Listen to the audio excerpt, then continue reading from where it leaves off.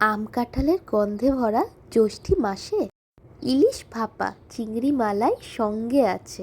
বন্ধ থাকুক আজকে তোমার সকল কাজ, কারণ ষষ্ঠীতে তুমি হবে জামাইরাজ। স্বাগত জানাই সকলকে আবারও আমার একটি ছোট্ট মিনি ব্লগে। কিভাবে ষষ্ঠী কাটালাম সেগুলোই সব আজকের ব্লগে তুলে ধরেছি।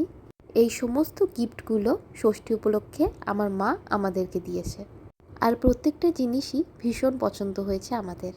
ষষ্ঠীর সকালটা শুরু করলাম নতুন কাপে চা খেয়ে। ঘরের কাজকর্ম সেরে স্নান করে পুজো করে যেই উঠেছি তখনই একটা মাসিমণি আমাদেরকে ভালোবেসে জামাই ষষ্ঠী উপলক্ষে এই সমস্ত গিফটগুলো আমাদেরকে দিয়ে গেলেন।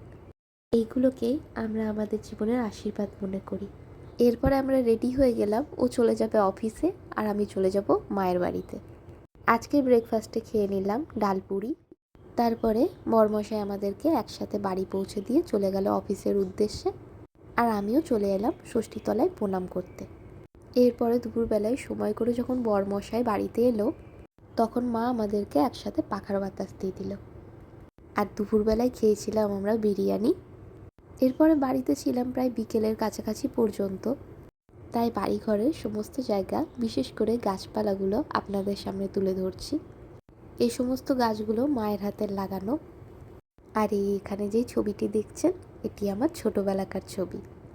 অনেক দিন পর পর বাড়িতে যাই, তখন বেশ ঘুরে দেখতে বাড়িটা ভালোই লাগে। তাহলে আপনাদের কেমন কাটলো জামাই ষষ্ঠী অবশ্যই জানিয়েন। আমার খুব সাদামাটা কেটেছে, কারণ আমার বরমশাই জামাই ষষ্ঠীতে কোনো রকমেরই কোনো ছুটি পায়নি। তাহলে সকলে ভালো থাকবেন, টাটা।